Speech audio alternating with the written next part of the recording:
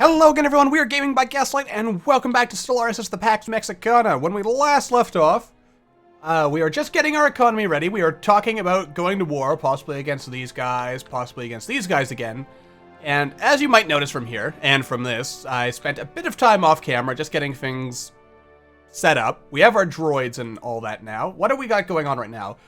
Ah, yes, we're 1 month away from plus 5% energy credits. I think that's going to be really, really nice. That should hopefully balance things in such a fashion that everything goes well. Also, I can't help but notice, looking at this, that the psionic people are slowly taking over.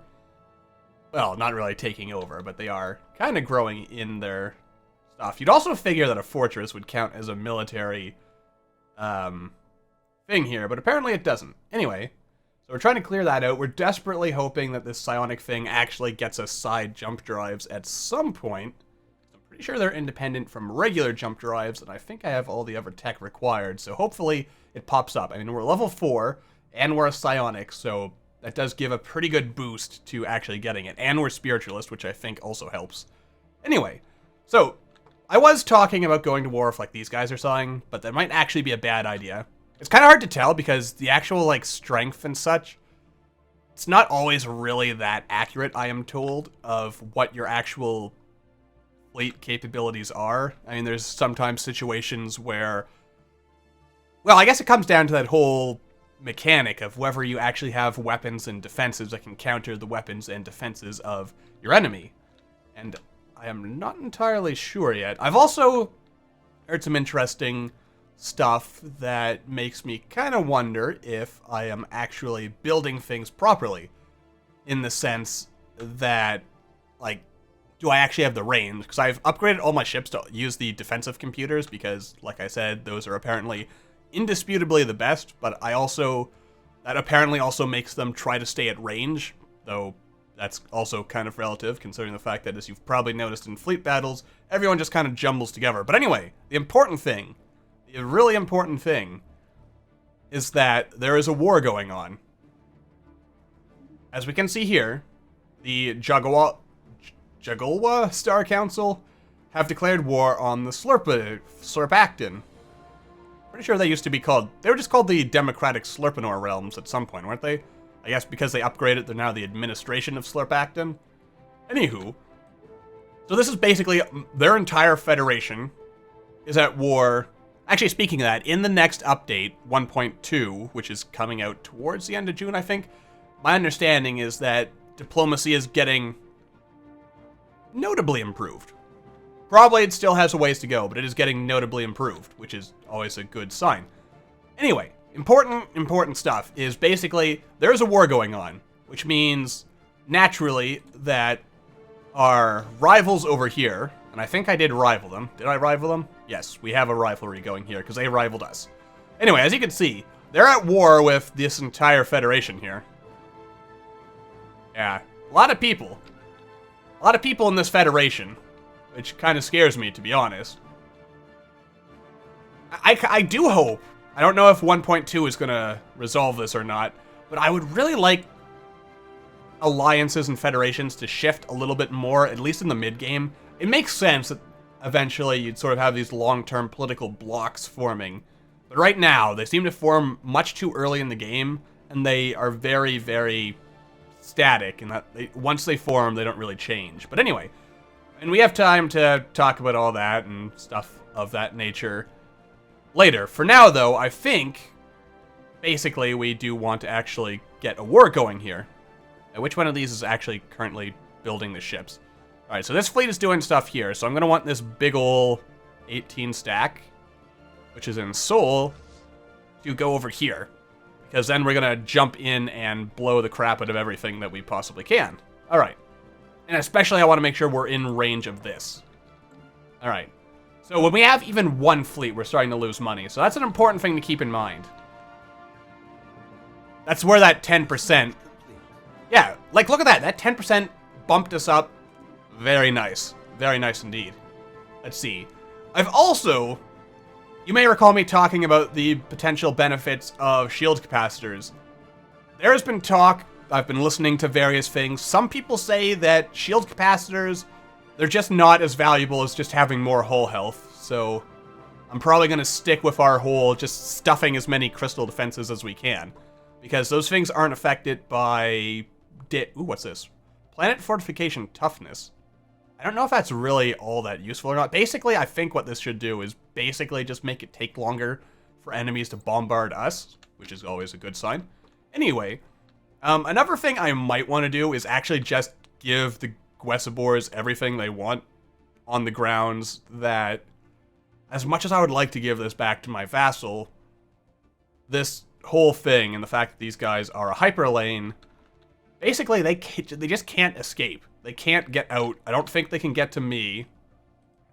And because this war is never going to end, like, ever, period, because I think all these guys, like, everyone in this area is using hyperdrives, so there's really no way for anyone to actually get to each other, so this war is just going to go on forever.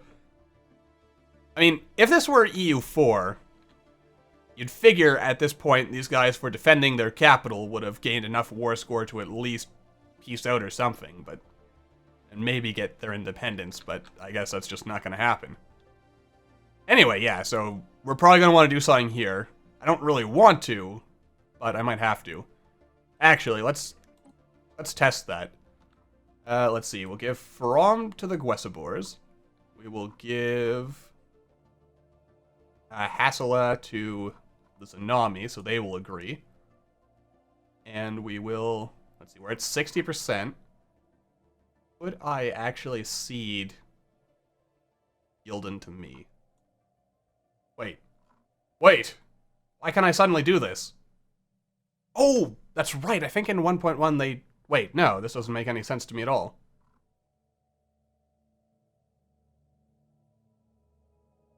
Yeah, wait a minute. The Federal Republic, that's these guys, isn't it? These guys were Republic. Rebels of the Mith'Fell Concordant. United. Alright, I don't entirely understand what's going on. All I know is that I can actually declare this war. So, with that in mind, let's declare this war. Oh, wait. That's me giving the planet to myself, so that might explain it. Let's orbit here. They'll blow that up. Alright, get everyone in order. We'll deal with these guys later. Hopefully these guys are actually liberating these guys, because then that'll make them hopefully friendly towards me. Could happen. Because, I mean, there's no way in hell the Slurpanors are going to win. But then again, since their allies have to get through me in order to... yeah. Anyway, we'll see how everything turns out, I guess, is where I'm going with it. Let's actually... I've been sitting and talking a lot, as I've been doing for the last few episodes, and let's try to get some progress made here, shall we? I guess is what I'm saying with all this. Alright, we don't really need that anymore. And it's taking a while to get here. Is that another tomb world? There's a lot of cool tomb worlds just lying around. Where are we? We're only in Alpha Centauri? I thought we had faster ships. Or, no, you know what? You know what the problem is? Because we have these big fleets, it takes a while for the wormhole to charge up. That's it. Can't wait until we get side jump drives. Oh, wait, there we are. Wait. We're in the system, we're just moving to orbit. Will we actually save the money when we're actually, here? I guess let's watch. Damn, these guys are awesome. Ooh. We're building stuff, apparently. Alright. So we are almost there. Might as well just pay attention to this. Also, apparently, having massive sectors contributes to lag in the late game, so that could explain some of our issues with things. Can you guys not orbit their starport? Is there... really? That's just not a thing I can do? That seems kind of silly, but okay. Also, another weird thing is apparently governors actually only level up and gain experience when the planet or sector they're governing builds buildings. They don't gain it passively on a month-to-month basis. Which seems kind of weird to me, I'll be honest with you. Where are we? Now, I had a reason for just hovering there, but we'll just kind of go over there for now. Anyway, let's get this war started so we can actually finally unite our people. Alright, hello there, Mr. Mith'Fell guy. We have war to be declaring. Alright, so Yildon will go to... Actually, let's try squeezing all this in here. So, Hasselhoff will go to the or the Zanami, and Faram can go to the Gwesabors. How was I not able to do this before? I mean, there is this whole Liberate Republic dealy. But apparently I can just liberate the planet by itself. That's some weirdness. I have no idea what the heck's going on. All I know is I can actually get what I want, and it's about gosh darn time. Alright. Here we go. You better vote yes, Zanami. Whose name reminds me of salami. Oh, hell! Oh, right. We immediately attack this. I still hate the fact that you can't get rid of military stations in your orbit. Or, we're not surprised. In fact, we expected this sooner. Yes, yes, yes. Of course you have. I mean, their fleet's got nothing on me. Situation log updated. That's probably not worth researching, to be honest. If I'm being entirely honest with you. Oh, good. These are all, like, right next to each other, so... There we go. We'll warp in, bombard the crap out of this, and then destroy this. We'll leave the stations, because the... Oh, hello. Come on, side jump... No side jump drives. We could get 10% army health. That's useful. Then again, better biolabs would be good. What does share the burden do? Increases slave output and robot output. I don't really want to do that. What does Engos do? Energy weapon damage plus 10%. Considering the fact we use energy weapons, this actually seems like it would be very useful. Another question I have is, do tachyon lances count as energy weapons? You would think logically they would, but you never know. They might not. Ah, crap. We're gonna have to warp... Yeah. I need to build wormhole stations in all of my vassals. You know what? That's what this construction ship is gonna do. It's always important to have a very well-developed wormhole network so you can get anywhere you want to go in a quick and timely fashion. Yes. Okay. I'm actually still debating whether I should build multiple wormhole stations on Earth and other, like, sort of core areas where we might expect to see a lot of action. What's going on over here? Alright, we warp, then we warp back, and so on and so forth. It's all gonna be... What the heck? Oh, these guys... Station was already... No, don't engage the mining station. Yeah, you better run. You tiny... You're tiny compared to me and pathetic. Alright. So bombard that, and then come on over and... Ooh! There's actually little people here. Ooh, I should build a research outpost. What are these guys, anyway? Oh, they're in the early space age! That's awesome! We could, like, uplift them or something. Also, we have an unemployed person. Oh, they're xenophobes. I don't want to do that. I'll bombard them back to the Stone Age. Okay, we will upgrade you. We will upgrade you. God, I love planetary capitals. Oh, we have... There we go. Someone who's still building, and then we got a power hub. Excellent. I love this planet. I love everything about it. Also, now I understand where the negative 15% is coming from. I'm not sure if anyone's pointed it out yet, because I do have a bit of a backlog, but basically, the reason why it's all red there and showing us less is because I have that social welfare program set up, which is allowing my guys to... Also, apparently, and this is going to be beautiful, in the next update, your allies will actually do stuff independently. Which, you know, it's one of those about odd damn time sort of situations. You know what? Can I actually afford to have this fleet come out and fight? I have to assume yes, we're still making money. This is what I like to see. Actually, wait 1 second here. This fleet is actually still building ships, so never mind. Wait, we can upgrade? 4 ships. Also, upgrade speed has been dramatically increased in 1.1. Forgot to mention that a while back, but it is.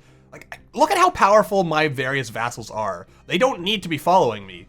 This war would already be over if they had just, you know, gone their own way and were actually contributing to the war costs and stuff. But no, they don't have time for that. They're all, ooh, we have to follow you because we're too dumb to defend ourselves. Did I just instantly destroy whatever that was? A Apparently I did. No, don't send in your science ships.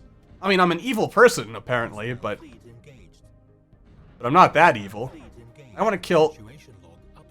Wait, what? Admiral Brannigan is displaying a lot more energy. Oh, you can actually lose your bad traits? Nice. Wait, also, why is Brannigan in charge of every... Actually, there's a weird glitch where if you split your fleets, these guys, like, get copied. So basically, I have infinite... I have Zap Brannigans everywhere. Everywhere. Also, I don't think any of this is worth researching, so I'm not going to bother. Hello? Oh, you want to be friends with me? I like that. Okay, where are these hostile ships coming in? Oh, wait, these guys are wormhole? Wait a minute. Wait a tick. Hang on a second here. Oh, no, wait, they have warp drive. That warp looks kind of weird. Why is it yellow? Also, them and their silly things that I don't know what I'm talking about anymore. I have no idea what I'm talking about. We were talking about something here. I should probably also grab my army. Actually, who's not building armies right now? The guys on Pelor. I don't really want to send in the clones. Potsdam? No, those guys are in place. We'll get the guys on Grun. Also, it occurs to me it might actually be pointless to be building so many armies for defensive purposes. Because the thing is, and here's an interesting situation, I guess, is that you can only have so many offensive armies, or yeah, you can only garrison like so many armies on your systems. However, what are these guys doing here? Are they repairing? Where are they going? What are they doing? Anyway, you can have only like so many people on your systems at once, or like stationed.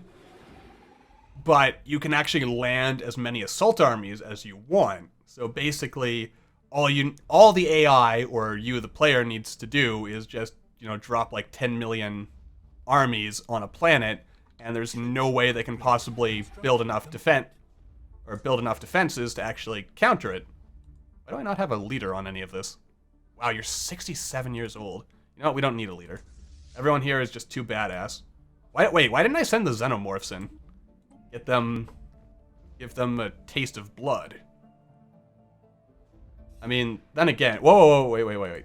Hang on a tick. Let's not be hasty now. Maybe I should give these guys a leader. And actually, you know what?